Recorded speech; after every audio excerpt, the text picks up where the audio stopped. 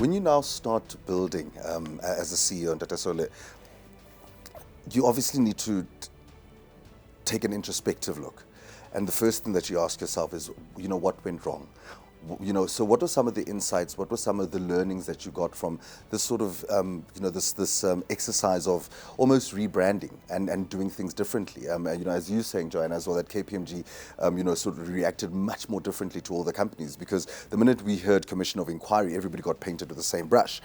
Yet you decided to take a bold step and say, we're going to account for what happened, and this is what we're going to do to change. But it must have taken a lot of work internally, right? Part of the big thing for me to change, where the shift was needed, was this thing of the right culture in terms of what's important for the organization, what's important for the partners, what is important for the teams, and let it be that which drives you.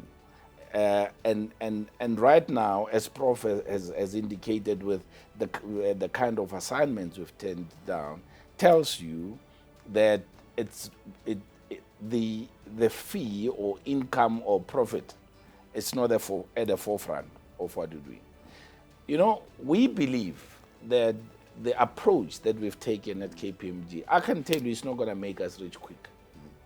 It's not you float so much, try and gain it. It's not going to be that.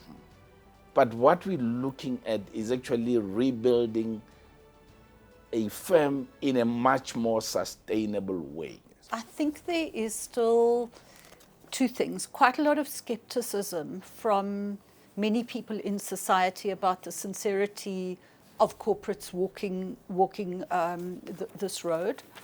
On the one hand, and I think quite a lot of people who feel that they were very badly damaged by this process, as well as I think through this entire estate capture process. There's been significant damage to the audit profession in the country, and I know that that you have thought about this a lot, and so the process of restoring reputation, of restoring trust. Maybe could you comment a little bit on? I'm getting very clearly the message that this is a difficult road and it's got to go from the top to the bottom, but maybe a little bit of that experience and what has really worked and hasn't. We have been saying this and really at KPMG, at the beginning, we made it very clear that there can be no trust without transparency. In other words, taking accountability and ownership for what you did wrong, and genuinely work on correcting that, and being transparent in your dealings with society. This is a journey that we should embark on. It's important that we promote and encourage firms that are led by conscious leaders who take their response to society very seriously.